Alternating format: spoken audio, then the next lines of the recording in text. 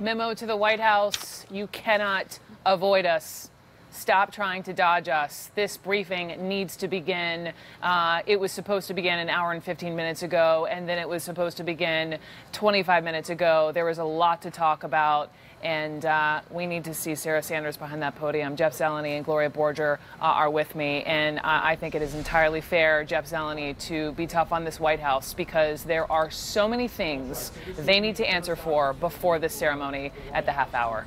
Well, Brooke, so many questions that it would be impossible to really fit them all into one briefing, certainly in the amount of time that will be allotted this afternoon. I mean, this is it has been exactly a week since there was a White House briefing. Of course, the intervening events in Florida, the Parkland shooting, that was understandable, but not having a briefing on time today, it really has become something that this White House has done again and again. Now, one thing that could be happening, the press secretary, Sarah Sanders, often brings out a member of the administration or the cabinet or an official to answer questions on a variety or on a subject that's not on the top of the news. She did that last week. She brought out the Transportation Secretary, Elaine Chao, out. I do not know if she will bring out an official with her today to take questions on a different matter here. That certainly is always a possibility. One other thing to keep in mind, last Wednesday, John Kelly, the White House Chief of Staff, was scheduled to do the White House briefing to answer some of these questions about the ongoing scandal with the staff secretary and security clearances in the wake of the shooting. Of course, that they did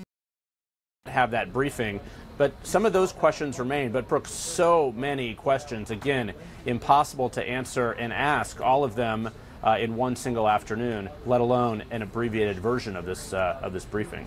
Gloria, what's this about? Look, it's hard to know. There are a lot of questions that need to be answered. It's clear they don't want to answer them.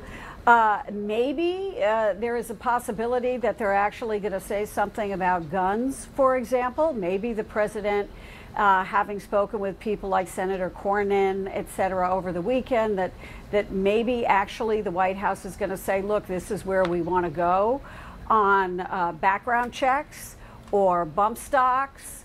And so it may be, you know, that would be one thing you could consider. But honestly, Brooke, we don't know the answer to this. The truth is there are so many questions that we still have, going back to John Kelly and the whole Rob Porter issue, and going through the Mueller indictments. And I think that it behooves the White House to stand there and answer these questions and not have an abbreviated, 10-minute session. Which is looking like what it will be. My eyes are on the Unless it gets clock. postponed again. Yeah. Unless it